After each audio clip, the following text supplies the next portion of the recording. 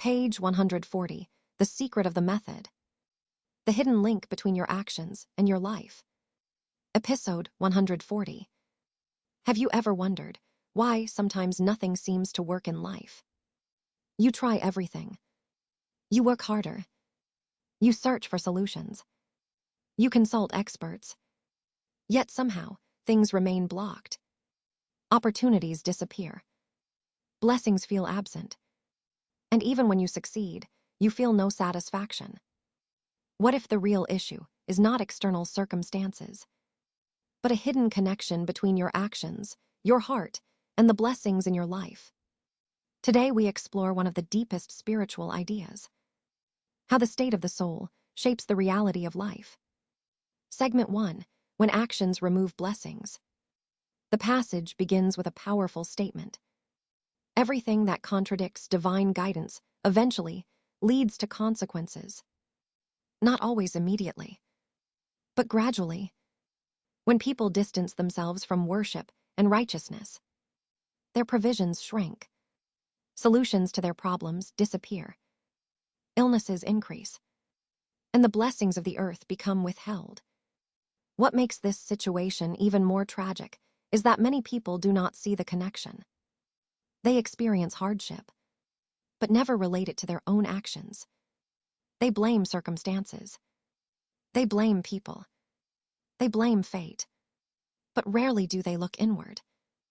In reality, the text says something striking. People often deceive no one except themselves. Segment 2, The Invisible Disease. The passage describes a spiritual condition. A person becomes restless, unsatisfied, unable to enjoy anything. They pursue success, but feel no sweetness in it. They accumulate possessions, but feel no contentment. They achieve goals, but remain empty. This condition is described as a spiritual disease, a disease that clings to the soul and exhausts the person. It removes blessings from their efforts. Nothing seems to flourish, and the person becomes increasingly impatient. Haste replaces wisdom, and that impatience leads to even greater losses. Segment 3, Worship as Healing. One of the most powerful ideas in the passage is this: acts of worship are not merely rituals. They are medicine. Prayer, night prayer, fasting, charity, maintaining family ties. All of these acts serve as spiritual healing. When people abandon them, the illnesses of the heart begin to grow. According to the passage, many problems attributed to external causes actually originate from a deeper source: the influence of the ego and the whispering of Satan.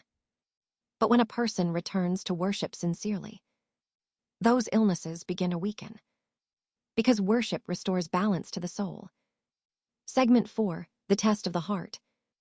Another central theme is the condition of the heart.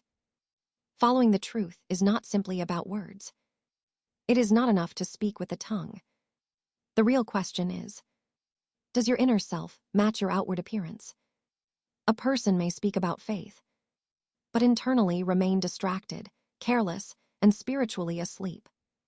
The passage reminds us that true gratitude, true trust in God, true contentment, all reside in the heart. Without them, outward actions become hollow. And the Quran warns about those who believed God did not see what they were doing. The illusion of secrecy does not protect anyone from truth. Segment 5, The Only Door. The text then presents a fundamental principle. Every destination has a door, and every door has a key. If someone desires spiritual elevation, there is only one path. The path illuminated by the message of the Prophet Muhammad, letter FDFA. Without that doorway, efforts remain scattered.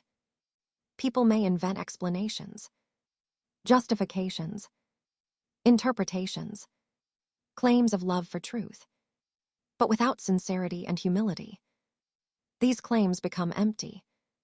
Trying to reach a destination without entering through its door only leads to frustration. Segment 6, The struggle to escape the swamp. The passage uses a powerful metaphor. A person trapped in a swamp. They struggle. They search for solutions. They consult doctors. They try different methods. But nothing changes. Life becomes exhausting. Money is spent. Energy disappears. People around them begin to withdraw.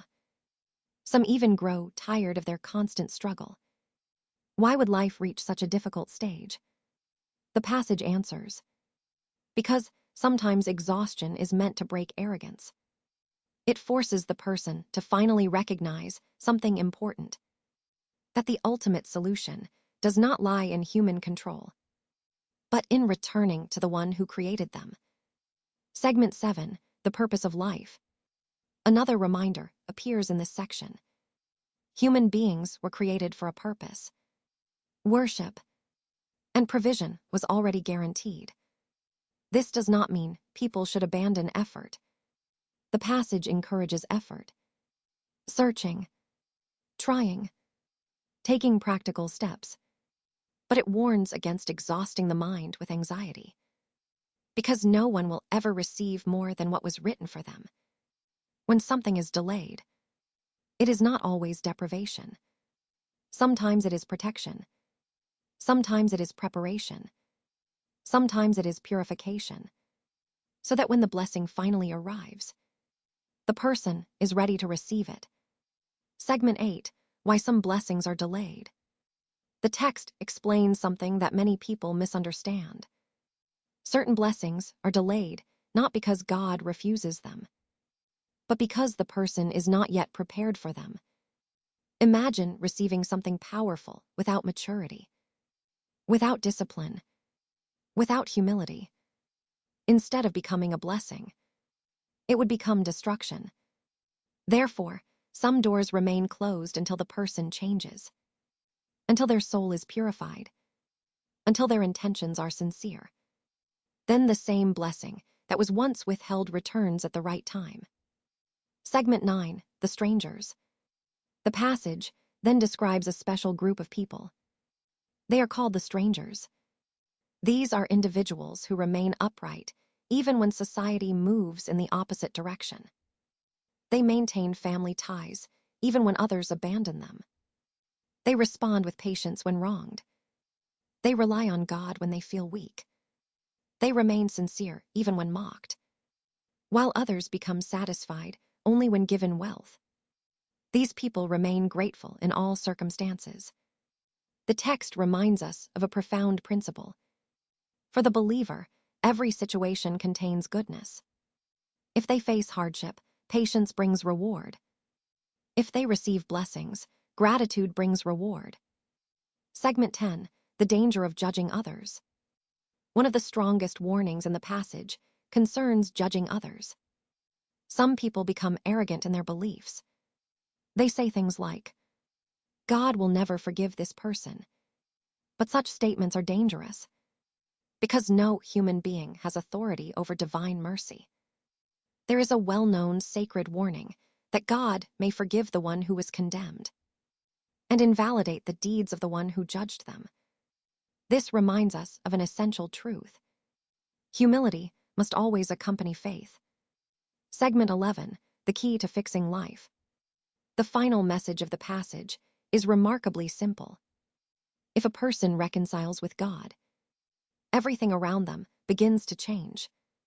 Relationships improve. Circumstances shift. Blessings appear where there was once difficulty. But if a person refuses that reconciliation, life becomes a battlefield. Everything seems to oppose them. Efforts feel heavy, and frustration grows. The real trial is not always external hardship. Sometimes the real trial is living without clarity, purpose, or blessing. Closing reflection. The lesson from this passage is both challenging and hopeful. Many difficulties in life are not random. They may be invitations to self-reflection, to humility, to reconnection with the purpose for which we were created. When a person finally turns inward, acknowledges their mistakes, and returns sincerely to God, something remarkable happens. What once felt like punishment begins to transform into guidance, and the doors that once seemed permanently closed start opening again.